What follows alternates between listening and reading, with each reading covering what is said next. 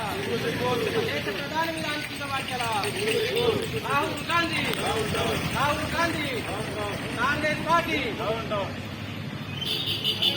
ఈరోజు దేశంలో మొత్తం చూసినట్లయితే బీహార్లో కానీ మిగతా కాంగ్రెస్ నాయకుల వ్యాఖ్యలు మరి మోడీ పైన ఈ భారతీయ రాజకీయాల పైన ఎలక్షన్ కమిషన్ తప్పుడు అని చెప్పేసి మరి ఒక ప్రధానమంత్రి మీద అనుచిత వ్యాఖ్యలు చేయడం అనేది సిగ్గుచేటు. దానికి నిరసనగా సిరికొండ మండల కేంద్రంలో రాహుల్ గాంధీ ఒక దిష్టిబొమ్మ దగ్ధం చేయడం జరిగింది. మరి ఓట్ చోరీ అనే విషయం మాట్లాడుతున్నారు మీరు. 70 సంవత్సరాలు మీరు కూడా భారతదేశంలో పరిపాలన చేసిరు సంవత్సరాల తరబడి. మీరు ఓటు చోరీకి మీరు పాల్పడ్డారా? మరి మీరు కూడా గెలిచిరు కదా మీ నియోజకవర్గంలో, మరి రాష్ట్రంలో కూడా గెలిచిరు కదా, మీరు అదే ఓటు చోరీ గెలిచిరు అని చెప్పి మిమ్మల్ని మరి ప్రశ్నిస్తా ఉన్నా. మరొకసారి ప్రధాని మంత్రి పైన అనుచిత వ్యాఖ్యలు చేస్తే మాత్రం భారతీయ జనతా పార్టీ పక్షాన ప్రజల పక్షాన ఊరుకునేది లేదు. మరి నిరసన చేస్తామని చెప్పి ఈ సందర్భంగా డిమాండ్ చేస్తా ఉన్నాం.